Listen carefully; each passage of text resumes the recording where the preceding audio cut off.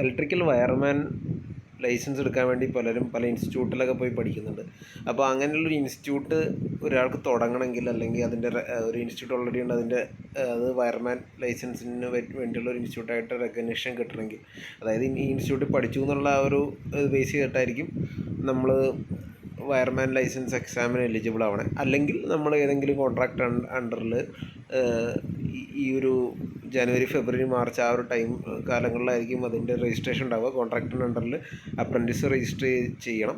അപ്പോൾ അതിനുശേഷം 1 വർഷം കഴിഞ്ഞിട്ട് നമുക്ക് വയർമാൻ എക്സാം എഴുതാം. അതിപ്പോൾ അല്ലാണ്ടുള്ള ആൾക്കാർ ഇപ്പോൾ ഇതേപോലത്തെ ഇൻസ്റ്റിറ്റ്യൂട്ടിൽ പഠിക്കണം. അപ്പോൾ ആ ഇൻസ്റ്റിറ്റ്യൂട്ടിൻ്റെ ഡീറ്റെയിൽസാണ് കൊടുത്തേക്കുന്നത്. അപ്പോൾ ആപ്ലിക്കേഷൻ ഫോം ഇലക്ട്രിക്കൽ വയർമാനോ അല്ലെങ്കിൽ ഇലക്ട്രിക്കൽ സൂപ്പർവൈസറിനോ ആയിരിക്കും കണ്ടക്ട് ചെയ്യാനുള്ള അധികാരം. അപ്പോൾ അവർക്ക് ഇലക്ട്രിക്കൽ ഇൻസ്പെക്ടർ അഡ്രസ്സ് ചെയ്തിട്ടുള്ളൊരു ആപ്ലിക്കേഷൻ കൊടുക്കാം. അതിൻ്റെ സ്പെസിഫിക് ആയിട്ടുള്ള ഫീയും കാര്യങ്ങളൊക്കെ ഉണ്ട്. അതിൻ്റെ അകത്ത് ടെക്നിക്കൽ സ്റ്റാഫ് ആരൊക്കെയാണുള്ളത്, അവിടുത്തെ ഇൻസ്ട്രുമെൻസിൻ്റെ ഡീറ്റെയിൽസും കാര്യങ്ങളൊക്കെ കൊടുക്കാനുണ്ട്. അപ്പോൾ എന്തൊക്കെയാണ് അതിൻ്റെ ബേസിക് റിക്വയർമെൻറ്റ്സ് എന്നുള്ളതാണ് പറയുന്നത്. അപ്പോൾ 10 മാസത്തോളമാണ് ഒരു കോഴ്സിൻ്റെ പീരീഡ് വരുന്നത്. 1 ജൂലൈ മുതൽ ഏപ്രിൽ 30 എന്നുള്ള രീതിയിലാണ് അതിൻ്റെ അകത്ത് പറയുന്നത്.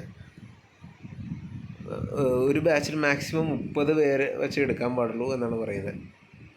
ഈ പറഞ്ഞ റെക്കഗ്നീഷൻ ഒരു ഇൻസ്റ്റിറ്റ്യൂട്ട് കിട്ടുന്നത് 3 വർഷത്തേക്കായിരിക്കും. അത് ഞാൻ റിന്യൂ ചെയ്യണം. അപ്പോൾ ഈ കോഴ്സിന് ട്രെയിനിങ് കൊടുക്കുന്നത് ഒരു 50 കിലോവാട്ട് അല്ലെങ്കിൽ 50 kVA മിനിമം സൂപ്പർവൈസർ ലൈസൻസ് ഉള്ള ഒരാളായിരിക്കും ഇതിന് ട്രെയിനിങ് കൊടുക്കുന്നത്. മിനിമം 2 ടീച്ചിങ് സ്റ്റാഫ് ഇതിന് വേണം. അപ്പോൾ ടീച്ചിങ് സ്റ്റാഫ് ITI സർട്ടിഫിക്കറ്റോ വയർമാൻ സർട്ടിഫിക്കറ്റോ അല്ലെങ്കിൽ ഏതെങ്കിലും ഇതിന് അബവായിട്ടുള്ള ക്വാളിഫിക്കേഷൻ ഉള്ളവർ ആയിട്ട് വേണം. പിന്നെ അവിടുത്തെ സൂപ്പർവൈസർ ഒരു ഫുൾ ടൈം എംപ്ലോയി ആയിരിക്കണം. പിന്നെ നമ്മൾ ഓരോ ബാച്ചിനും ട്രെയിനിങ് കൊടുക്കുമ്പോൾ കീഴ്പ്പറയുന്ന ഇൻസ്ട്രുമെൻറ്റ്സ് അതിൻ്റെ അകത്ത് ചേർക്കേണ്ടതാണ്. അപ്പോൾ ബോർഡ് ഓരോ പ്രാവശ്യം അതിൻ്റെ ചില വ്യത്യാസങ്ങൾ വരുത്താറുണ്ട്. അപ്പോൾ വരുത്താൻ സാധ്യതയുണ്ട്. അപ്പോൾ അത് നോക്കിയിട്ട് നമ്മൾ അത്ര ഇൻസ്ട്രുമെൻറ്റ്സ് കരുതണം. അത് ഇലക്ട്രിക്കൽ സ്റ്റാൻഡേർഡ്സ് ലബോറട്ടറിയിലോ നമ്മുടെ ഇൻസ്പെക്ടറേറ്റിൽ നിന്നോ ടെസ്റ്റ് ചെയ്തതിന് ശേഷം അതിനെ ബേസ് ചെയ്തൊക്കെ ആയിരിക്കും നമുക്ക് ലൈസൻസ് തരുന്നത്. അതിപ്പോൾ നമ്മൾ പുതിയ കോൺട്രാക്ട് ലൈസൻസ് എടുക്കുമ്പോൾ അതിന് മുമ്പ് ടെസ്റ്റ് ചെയ്യും ഇൻസ്ട്രുമെൻറ്റ്സൊക്കെ. അപ്പോൾ അതേപോലെ സിമിലർലി ഇത് ടെസ്റ്റ് ചെയ്യണം. ഇടയ്ക്കിടയ്ക്ക് ഓരോ സ്പെസിഫിക് ഇൻ്റർവെൽസിൽ ഇതിൽ ഇടയ്ക്കിടയ്ക്ക് ടെസ്റ്റ് ചെയ്യേണ്ടത് ആവശ്യങ്ങൾ, പിന്നെ ഈ റിന്യൂവലിനും കാര്യങ്ങൾക്കൊക്കെ വീണ്ടും ടെസ്റ്റിംഗ് കൊടുക്കേണ്ട ആവശ്യം വരാറുണ്ട്. അപ്പോൾ എന്തൊക്കെയാണ് വേണ്ടതെന്നുള്ളതാണ് കൊടുത്തേക്കുന്നത്.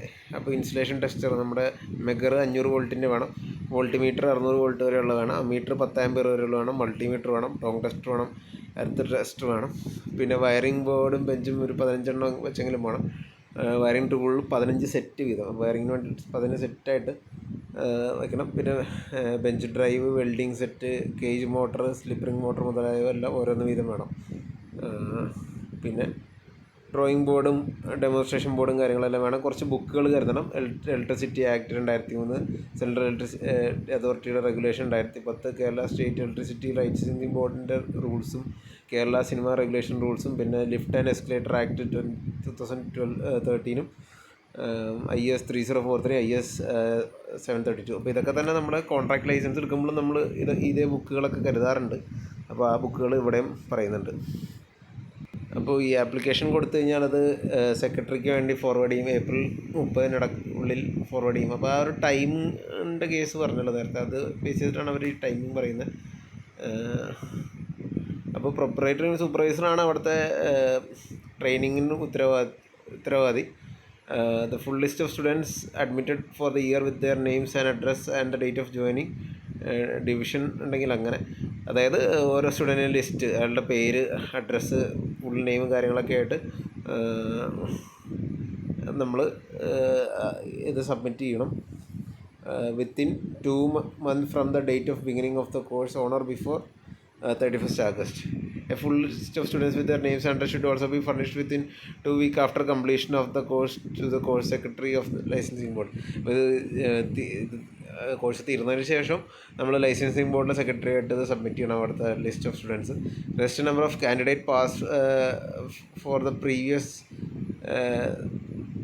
3 years should be furnished at the time of renewal without fail. അപ്പോൾ പാസ്സായ കാൻഡിഡേറ്റ്സിൻ്റെ കഴിഞ്ഞ 3 വർഷത്തെ കാൻഡിഡേറ്റ്സിൻ്റെ ലിസ്റ്റും അതിനകത്ത് വേണം.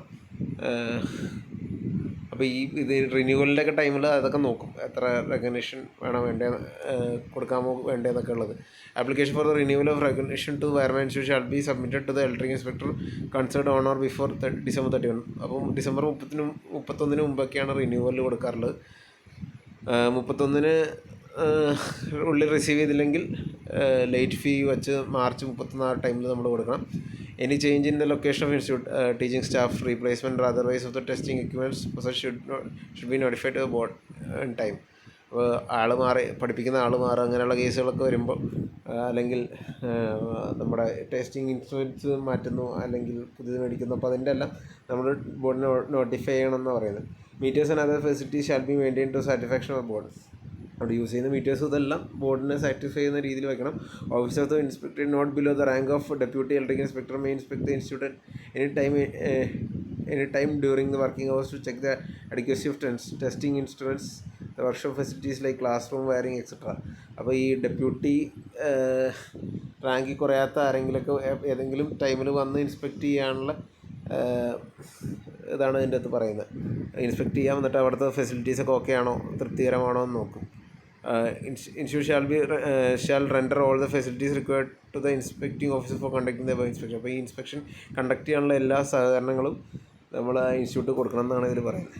അപ്പോൾ ഇങ്ങനെയാണ് ഒരു ഇൻസ്റ്റിറ്റ്യൂട്ടിൽ പഠിച്ച് അവിടുത്തെ എക്സ്പീരിയൻസ് കിട്ടിയതിന് ശേഷം നമുക്ക് വയർമാൻ ലൈസൻസിൻ്റെ എക്സാം എഴുതാനുള്ള എലിജിബിലിറ്റി വരും. അപ്പോൾ ഇതിൻ്റെ ആ ഇൻസ്റ്റിറ്റ്യൂട്ടിൽ പഠിക്കുന്നതിൻ്റെ ഗുണം എന്ന് പറഞ്ഞാൽ നമുക്ക് പ്രാക്ടിക്കലും തിയറിയും എല്ലാ സാധനങ്ങളും അവിടെ കിട്ടും. പിന്നെ 10 മാസം അവിടെ നിന്ന് നമ്മൾ കാര്യങ്ങൾ റെഗുലറായിട്ട് പഠിച്ചെടുക്കണം എന്നുള്ളൊരു സംഭവമുണ്ട്. നമ്മൾ അപ്രൻറ്റീസായിട്ട് രജിസ്റ്റർ ചെയ്യുമ്പോൾ ഒരുപക്ഷെ ഇത് നമ്മൾ തന്നെ എന്ന് വെച്ചാൽ പണി ചെയ്തുകൊണ്ട് പഠിച്ചെടുക്കുന്നു എന്നുള്ള മീനിങ്ങാണ്. പക്ഷേ പല കേസുകളിലും അപ്രൻറ്റീസായിട്ട് രജിസ്റ്റർ ചെയ്തിട്ട് അവർ വേറെ വർക്കുകളൊക്കെ പോകാനുള്ള സാധ്യതകളുണ്ട്. എന്നാലും അൾട്ടിമേറ്റ്ലി ലാസ്റ്റ് വരുമ്പോൾ നമ്മൾ ഈ പറഞ്ഞ ഇവരുടെ തിയറിയും പ്രാക്ടിക്കലും നമ്മൾ ക്ലിയർ ചെയ്യുമ്പോഴാണ് നമ്മൾ വയർമാൻ ലൈസൻസ് അറ്റൈൻ ചെയ്യുന്നത്. അപ്പോൾ ഞാൻ ഇതിൻ്റെയൊക്കെ ഓൾറെഡി കുറച്ച് വീഡിയോസ് ചെയ്തിട്ടുണ്ട്. വയർമാൻ ലൈസൻസിൻ്റെ എക്സാമിന് ചോദിക്കുന്ന എന്തൊക്കെയാണെന്നൊക്കെ ഉള്ളത്. പ്രാക്ടിക്കലിൻ്റെ ഒരു ജനറൽ കുറച്ച് കാര്യങ്ങളും പറഞ്ഞിട്ടുണ്ട്. ഞാൻ അതിൻ്റെയും വീഡിയോ ഞാൻ ചെയ്തിട്ടുണ്ട്. അപ്പോൾ നിങ്ങൾക്ക് അതൊക്കെ റെഫർ ചെയ്യാം. ചാനലിലെ പ്ലേലിസ്റ്റുകളൊക്കെ നോക്കിയിട്ട് അതിൻ്റെ അകത്ത് ഇലക്ട്രിക് ഇൻസ്പെക്ടറേറ്റ് റൂൾസ് അങ്ങനെ വയർമാൻ ലൈസൻസ് ഒക്കെ പറഞ്ഞിട്ട് ഡിഫറെൻറ്റ് പ്ലേലിസ്റ്റായിട്ട് ഞാൻ ഇട്ടിട്ടുണ്ട് നിങ്ങളുടെ എളുപ്പത്തിന് വേണ്ടി. അപ്പോൾ അതൊക്കെ നോക്കിയിട്ട് നിങ്ങൾക്ക് പഠിച്ചെടുക്കാവുന്ന കേസുകളുള്ളൂ. ഓക്കെ.